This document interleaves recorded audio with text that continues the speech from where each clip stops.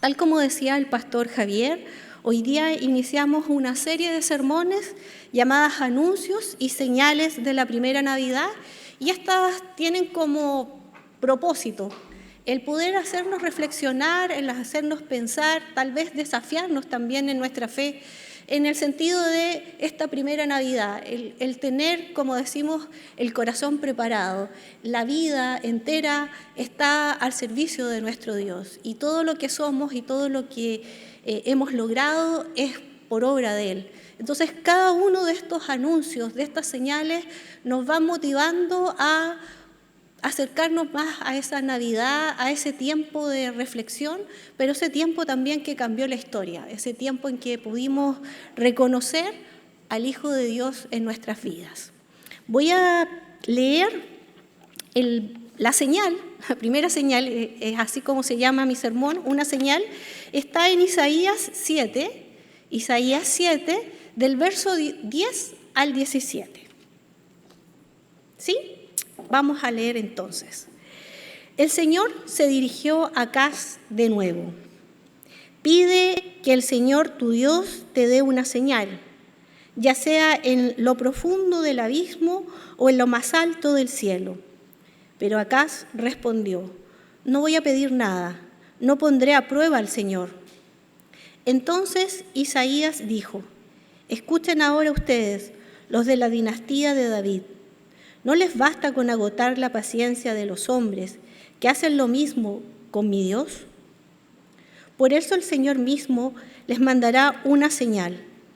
La Virgen concebirá y dará a luz un hijo, y lo llamará Emmanuel. Hasta que sepa elegir lo bueno y rechazar lo malo, comerá cuajada con miel, porque antes de que el niño sepa elegir lo bueno y rechazar lo malo, la tierra de los dos reyes que tú temes quedará abandonada. El Señor hará venir sobre ti, sobre tu pueblo y sobre la dinastía de tu padre, días como no conocieron desde que Efraín se separó de Judá, pues hará venir al rey de Asiria. Un texto bastante conocido en Navidad, es un texto que los cristianos hemos reconocido como parte del anuncio, parte de la señal de que Jesucristo iba a venir, de la forma de su nacimiento. Pero antes de ir de lleno al texto, a este anuncio, hay algunas cosas que debemos conocer. El texto que hoy vamos a reflexionar se encuentra en el libro de Isaías. Y es interesante poder destacar algunos aspectos del libro de Isaías. El comentario bíblico contemporáneo señala que Isaías es uno de los libros más significativos para la formación del judaísmo y el cristianismo primitivo. Este libro tiene algunos textos más conocidos y más citados del Antiguo Testamento al Nuevo Testamento. Contiene una multiplicidad de vetas teológicas que han servido como fundamento para la formulación de la teología cristiana. Un poco para conocer también algunos aspectos del profeta. Isaías vivió aproximadamente entre mediados del siglo VIII y comienzos del siglo VII a.C. No se tienen muchos antecedentes personales de este profeta, pero sí el libro nos indica que este profeta trató desde un aspecto bastante interesante porque tenía acceso e influencia entre la realeza de Judá. Era parte de la nobleza, podía tener acceso a este lugar de poder y él era parte de ese lugar. Algún aspecto que también debemos considerar con respecto a la monarquía. Ustedes ven aquí que hay ya un rey. Ya no es que el pueblo se dirija solo como estaba en ese tiempo, y no es que, digamos, se dirija solo como estuvo en el Antiguo Testamento y en todo lo que significa el desierto. Dios lo acompañaba, pero este es el periodo de la monarquía. Y hay que considerar que el periodo de la monarquía es uno de los periodos más importantes dentro de lo que es la historia de Israel. Y es también la actividad y la gran actividad que se produce de los profetas. Los profetas son parte de esta época en que la monarquía o el rey está siendo parte. La monarquía es diferente en el reino del norte, que tiene su capital en Samaria, y el reino de Judá, el reino del sur, que tiene su capital en Jerusalén. Son distintos. Pero fíjense en algo interesante que habla un teólogo acerca del reino de Judá, que debemos destacar y que es importante para conocer en este texto que está diciéndonos Isaías. Es importante destacar que la función real es una labor de mediación entre el pueblo y Dios. El rey tenía esa labor. El rey es el representante del pueblo ante Dios y él de Dios ante el pueblo. Es lo que tenía que hacer cada rey. El monarca es el que guía al pueblo gracias a los dones recibidos de Dios. ¿Y cuáles son esos dones?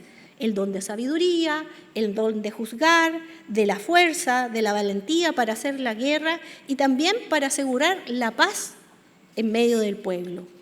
El rey también era el sacerdote que cumple la función de mediación cultural, del culto, de lo que significa toda la liturgia dentro del templo, entre el pueblo y Dios.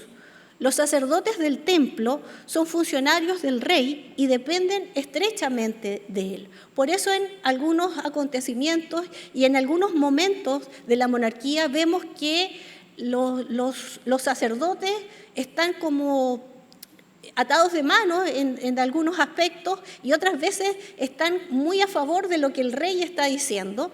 Y vemos en otras oportunidades que los sacerdotes también van tomando ciertas distancias en algunos momentos. El capítulo 7 comienza describiendo un poco los primeros versos acerca del escenario histórico. La ciudad está sitiada. La ciudad de Jerusalén está sitiada y hay algunos atisbos en cuanto a que hay un pánico que vive el pueblo, ya que hay una amenaza y la reacción del rey es muy importante. Voy a leer un poco el verso 2. En el palacio de David se recibió la noticia de que Aram se había aliado con Efraín. Entonces se estremeció el corazón de Acaz y el de su pueblo, como se estremece por el viento los árboles del bosque.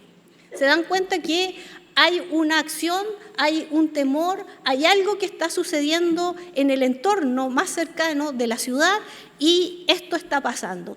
¿Por qué está pasando esto? Porque existía una coalición. El imperio asirio estaba surgiendo, estaba invadiendo distintos reinos y existió una coalición militar entre Damasco y Efraín, que en ese momento también lo conocemos como Israel o el Reino del Norte, y que en algunos comentarios o comentaristas lo llaman como la guerra Siro-Efraín o Eframinita. Esta es la guerra, esta es la coalición que se forma de estos dos reinos, porque lo que intentan es parar la invasión que tiene el imperio asirio.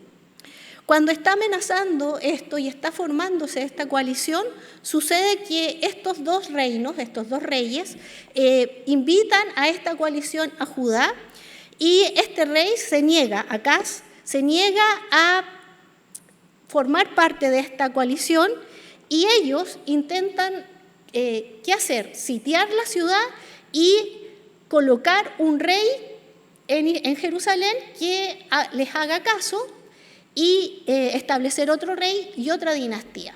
¿Por qué? Porque en el Reino del Norte la dinastía se llegaba a ser rey de una manera distinta, no existía la dinastía de David. ¿Se acuerdan que hemos visto eso en algunos otros versículos, series o sermones, donde el Reino del Norte surgía el rey de acuerdo a veces a batalla, o el que ganaba, o el que era más fuerte, era el clan que era más fuerte, surgía entonces el rey. Recordemos que el Reino del Norte tenía 10 tribus, por eso era a veces esta situación de tensión.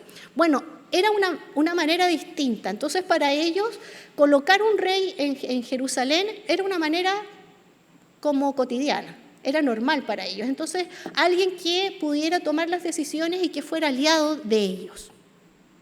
El rey Acaz, presionado y debilitado por esta amenaza, fíjense en lo que dice Isaías, que él tiembla y se estremece como el viento y los árboles del bosque, o sea, tenía mucho miedo. Y él decide pedir ayuda y auxilio a Siria. Esto es fatal, esta decisión es fatal, porque pedir asilo o auxilio a este imperio es reconocer que Judá iba a ser siervo de Asiria, de este nuevo rey, de este imperio. Desconocía en cierta medida y tenía la confianza puesta no en Dios, sino que en un imperio que era mucho más fuerte, el asirio, el que iba invadiendo a otros lugares. Entonces, esta falta de confianza, esta decisión que toma Acaz, produce una serie de conflictos en Judá. Si leemos el verso 3, vamos a darnos cuenta que a Isaías se le pide que vaya con su hijo a dialogar con Acaz. En cierta medida es como para darle fuerza a Acaz, en el sentido de confía en el Señor, esto va a pasar, no temas. Fíjense lo que dice el verso 3. El Señor dijo a Isaías, ve con tu hijo Sear-Yasub a encontrarte con Acaz, donde termina el acueducto del estanque superior, en el camino que conduce al campo del lavadero. Estaban preocupados por este sitio y algunas cosas básicas del sitio, de la ciudad sitiada, es el agua.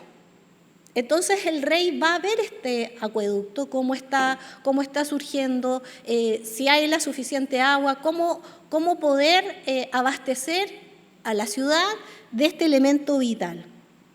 Y es ahí cuando se pide y que nos encontramos en cierta medida con estos diálogos que tiene Isaías con Acaz. En el segundo diálogo es en el que nos vamos a centrar nosotros, que es de los versos, como les decía, del 10 al 15. Voy a leer los versos del 10 al 11. El Señor se dirigió a Acaz de nuevo.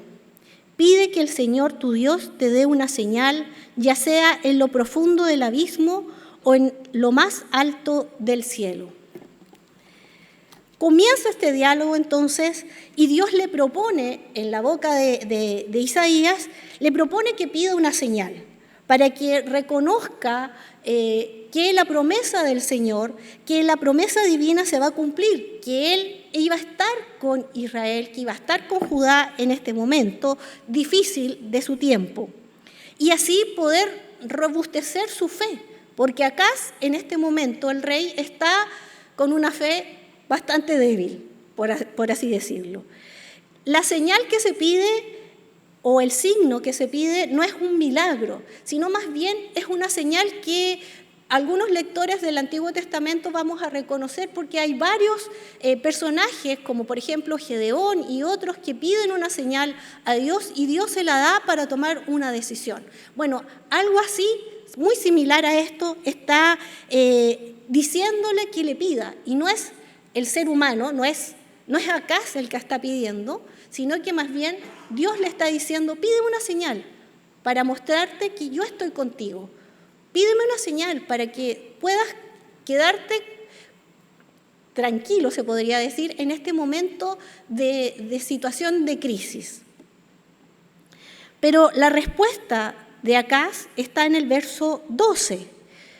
Pero Acaz respondió, no voy a pedir nada, no pondré a prueba al Señor. La respuesta de Acaz parece que podemos reconocer que él no desea tentar a Dios, no quiere ser inoportuno con Dios. En cierta medida nosotros podemos decir, sin conocer lo que va a pasar después, decir, ay, Acaz está siendo humilde, está entendiendo que está frente a Dios, tal vez no quiere importunar a Dios. Pero lo que demuestra, más bien, al rechazar la oferta de Dios de pedir un signo, es una religiosidad y un falso respeto a Dios, una religiosidad más que una relación con Dios.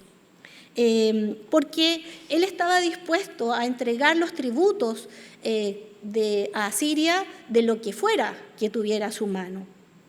Y si ustedes van leyendo hacia atrás los capítulos, van a darse cuenta de que el rey estaba dispuesto hasta profanar los utensilios del templo de Dios para entregarlos como ofrenda al rey de Asiria. O sea, no era verdad lo que él estaba diciendo. Tal vez estas palabras pueden invocar o pueden hacernos pensar de que este rey estaba pensando muy humildemente en reconocer a Dios, que Dios estaba de su lado.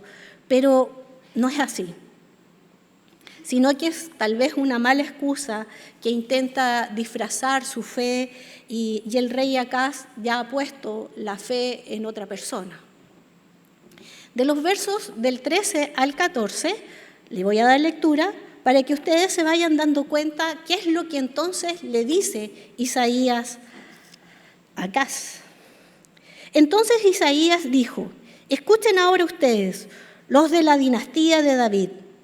¿No les basta con agotar la paciencia de los hombres que hacen lo mismo con mi Dios? Por eso el Señor mismo les dará una señal. La Virgen concebirá y dará a luz un hijo y lo llamará Emmanuel. Al no pedir a Acaz esta señal, Dios mismo iba a hacer una señal, iba a dar cuenta de esta señal en el que Dios iba a estar con ellos. ¿Y cómo va a ser esta señal?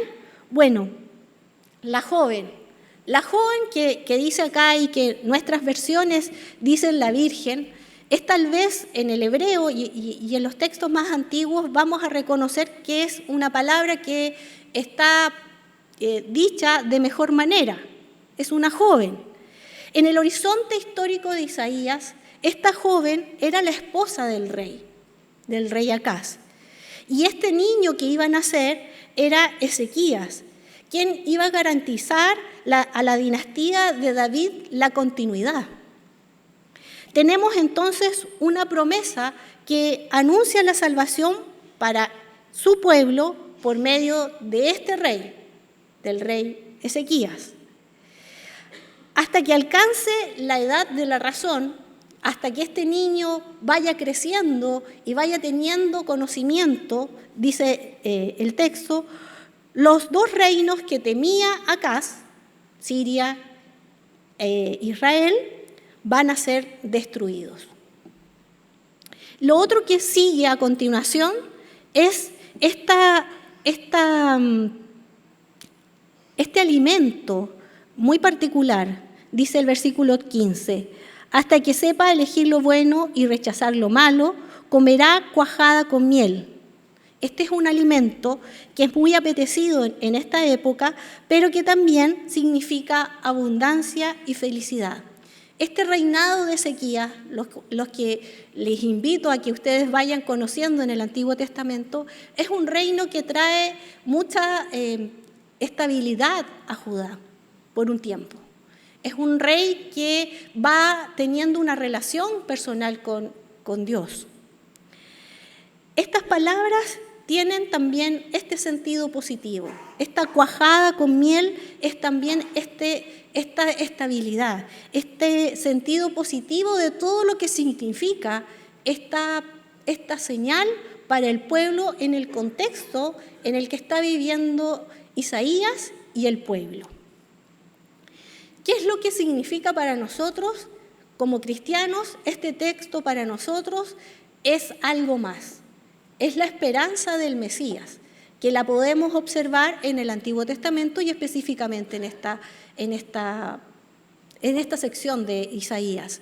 Es algo que nos anuncia el nacimiento de este Emmanuel, el Dios con nosotros, este Jesús. Y nosotros unimos este nacimiento de este niño con esto que habla también en los evangelios.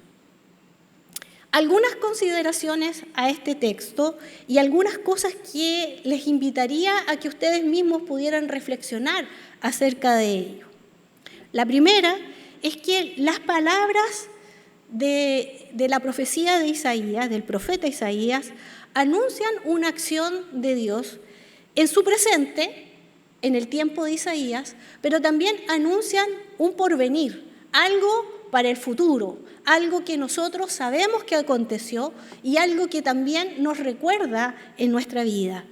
El nacimiento del Mesías como una esperanza, el nacimiento del Emanuel como algo que ha llegado a nuestra vida, la esperanza de un mundo justo, que es lo que esperaban todos desde Israel hasta nuestros días. Esperamos ese reino justo que venga del Señor. Esta intervención del Mesías, el ungido, que nos reconcilia con Dios y nos acerca a Él. El Señor envió y sabemos que se hace presente en este niño que es Jesucristo y que pronto camina con nosotros y está con nosotros porque entrega su vida. Pero Ezequías, fue un signo de salvación para su época. Es una especie de Mesías que encarnaba o que se caracterizaba o que podía dar luces de lo que pronto haría el Mesías. Pronto digo yo, en unas hojas más de mi Biblia. Pero este es el anuncio. Jesucristo es la promesa cumplida para el tiempo del Nuevo Testamento en el siglo I, pero también para nuestras vidas. Es promesa cumplida para nuestro siglo XXI, porque nos trajo salvación y perdón para cada uno de nosotros. La segunda consideración es en esta centralidad de este texto, la centralidad del Emanuel, del Dios con nosotros, y también de la confianza y la fe en este Emanuel. El Emanuel no es que haya nacido en el siglo I. Como sabemos y entendemos, es Dios que ha sido encarnado. Y Dios lo vemos tanto desde el Génesis y todo lo que significa el Antiguo Testamento en su recorrido y todo lo que significa el Nuevo Testamento en sus libros. El Emanuel está con nosotros y conoce perfectamente lo que necesita el ser humano en cada tiempo, en cada época, en cada momento que vive. Él está presente y podemos tener la confianza en Él. La necesidad es que en cada tiempo y en cada época debemos reconocer y tener la confianza en Dios. Más que nada es eso. El Emanuel es poder percibir en esta traducción Dios con nosotros, es lo que se percibe en el Antiguo Testamento, en todo lo que significa el desierto, esta presencia del Señor, como veíamos en el curso de Éxodo, en el caminar, en el transcurso de todo este desarrollo, en todo lo que significa la monarquía, en todo lo que significa cada tiempo, cada época de Israel como nación, como pueblo. La centralidad en la confianza plena del Dios con nosotros. No podemos ser como Acaz. Acaz venía de una descendencia privilegiada, lo vamos a decir así. Acaz venía de la dinastía de David, por tanto, cada una de su familia tuvo en cierta medida relación con Dios. Cada uno de ellos tuvieron cierta relación, pero Acaz cumplía las labores que Dios le había entregado, era el rey, pero eso no era suficiente. No es suficiente servir al Señor y decir que vengo de una familia, de una dinastía donde se relacionan con Dios. Fíjense lo que pasa. Él cambia de rey, él cambia de señor. Pone su confianza en un ser humano en lugar de Dios. Él se aleja de este Dios con nosotros, se aleja del Emmanuel. No podía reconocer que en medio de la crisis política y militar que estaba viviendo y tal vez otras crisis que vivió, no podía ver la presencia de Dios en su vida. No podía ver que Dios lo acompañaba. Y eso, vez tras vez,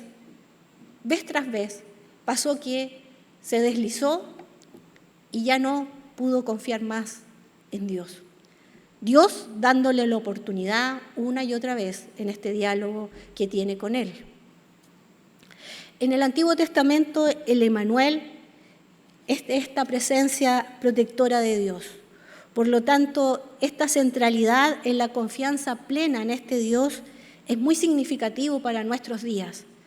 Cuando hay anuncios de distintas áreas en la sociedad, cuando hay anuncios de guerras mundiales, cuando hay anuncios de situaciones complejas en la economía a nivel mundial, cuando hay elecciones como hoy día, que no sabemos, que es incierto, que hay carreras políticas que se suben, se bajan, en fin.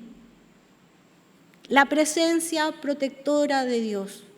Tal vez estamos muy similar en la crisis como acá. La centralidad de nuestra fe debe ser en el Emmanuel. La confianza en Dios es que este niño ha nacido y este niño va a nacer. Este niño nos va a guiar y nos va a proteger. Pero no es que haya nacido y ahora sí, desde el siglo I en adelante, estaba Dios. Es un constante en nuestra vida como humanidad, pero en nuestra vida también personal y relacional. Nuestro Dios no nos abandona. Su presencia está con nosotros día a día. Nuestro Dios está presente, aunque vemos que se está sitiando, aunque vemos que se levanten cosas, el Emmanuel está con nosotros. El Emmanuel está cuidando nuestras vidas. El Emmanuel nos dice, yo estoy contigo. Dios está con nosotros. Esas palabras nos animan, alientan nuestra vida. Y más que nada, la señal de este niño que nacerá es esa, la esperanza, la confianza que tenemos en nuestro Dios. Alentar nuestros corazones a esta esperanza. Cuando todo está en crisis, donde todo está tal vez derrumbándose, Dios está con nosotros. Perseveremos en esa fe, en esa confianza de que Dios está en medio nuestro. A Dios no se le ha olvidado, a Dios no se le escapa nada. Dios está ahí y está con nosotros. El Emmanuel está en medio nuestro. Termino leyendo 2 versículos para que nuestra fe se afirme. Una en el Antiguo Testamento, otra en el Nuevo Testamento. Deuteronomio 20:3 dice, escucha Israel, tal vez podría decir, escucha Providencia. Hoy vas a entrar en batalla contra tus enemigos. No te desanimes, ni tengas miedo. No te acobardes, ni te llenes de pavor ante ello. Mateo 28:20. Enseñándoles a obedecer todo lo que les he mandado a ustedes. Y les aseguro que estaré con ustedes siempre, hasta el fin del mundo. Palabras del Emmanuel, palabras de Dios. Les aseguro que estaré con ustedes hasta el fin. Dios está en medio nuestro. Dios está con nosotros. Dios no nos ha abandonado. La historia está en su mano, tiene el poder, tiene la autoridad, no se ha olvidado.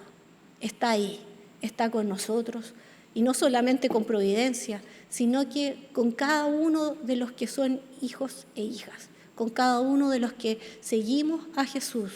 en nuestro seguimiento, en nuestro discipulado, en lo que se avecina, no lo sabemos. Este fin de año es incierto, como todos los fines de año, ¿no es cierto? Como cada mes, como cada fin de mes, como cada fin de semana, es incierto. Pero Dios está con nosotros. Esa es la certeza que tenemos. El Emmanuel está en medio nuestro. La señal es esa. La Virgen concebirá y dará a luz un hijo, y su nombre será Emmanuel, el Dios con nosotros. Oremos al Señor. Te damos gracias, Padre, por tu bondad y tu misericordia. Gracias porque tu presencia no se agota, porque tu presencia está con cada uno de nosotros y no nos abandonas. Gracias porque nos persigues y porque estás presente en cada momento de nuestra vida. Señor, un grupo de tus hijos e hijas está aquí.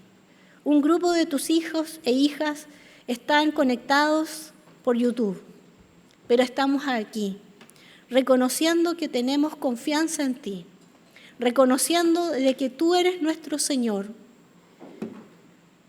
y depositamos en ti nuestra vida, depositamos en ti nuestra confianza, en Jesucristo nuestro Señor.